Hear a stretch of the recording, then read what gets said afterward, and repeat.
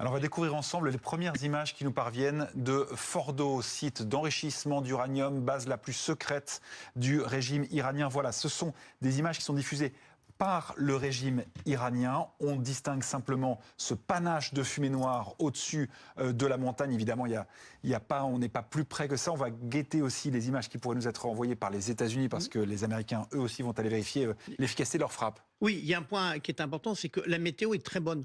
Et ce qui veut dire que là, les satellites américains, et pas que américains, ils regardent au centimètre près et que les ordinateurs à Washington, là, ils moulinent. Et donc, on aura en tout cas, les autorités américaines ont une évaluation très précise de... C'est très haut comme panache, hein, généralement. Oui, mais ils ont une évaluation précise. Alors, là aussi, c'est un point qui est important pour rappeler aux téléspectateurs, il n'y a pas de risque d'explosion nucléaire. Parce que depuis le début, on parle de nucléaire.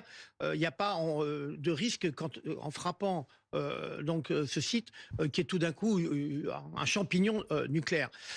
Il peut y avoir un petit dégagement de radioactivité dans le cas de rayons alpha, mais c'est vraiment très résiduel. Donc ça, c'est un point qui est important et que les Américains ont pris en compte, bien entendu, dans l'évaluation vous voyez, quand vous faites du ciblage, eh bien, ces éléments, ils sont pris en compte pour proposer au Commander-in-Chief, à Donald Trump, en disant, par exemple, pas de risque qu'il y ait une radioactivité qui ait des dégâts dans la population locale. Ça, c'est un point qu'il faut souligner.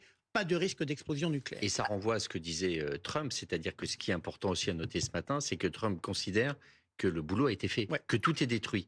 Il n'y a sans doute pas encore tout le renseignement qui a été remonté pour permettre de savoir si à 80 mètres sous terre, la bombe allait complètement annihiler la menace nucléaire iranienne. Il n'empêche que Trump, lui, affirme devant tout le monde, c'est bon, tout est détruit.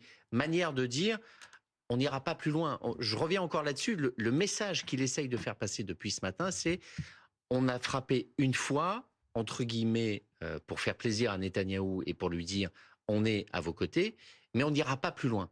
Et toute la question, et c'est ce qui est sans doute de plus inquiétant dans ce que l'on est en train de vivre, c'est de savoir si le régime va l'entendre. Parce qu'aujourd'hui, de savoir si cette région va basculer, si l'escalade va avoir lieu, ça n'est plus ni dans les mains de Trump, ni dans les mains de Netanyahou, c'est dans les mains du guide suprême et de savoir comment lui va décider d'interpréter ou pas ce qui s'est passé cette nuit.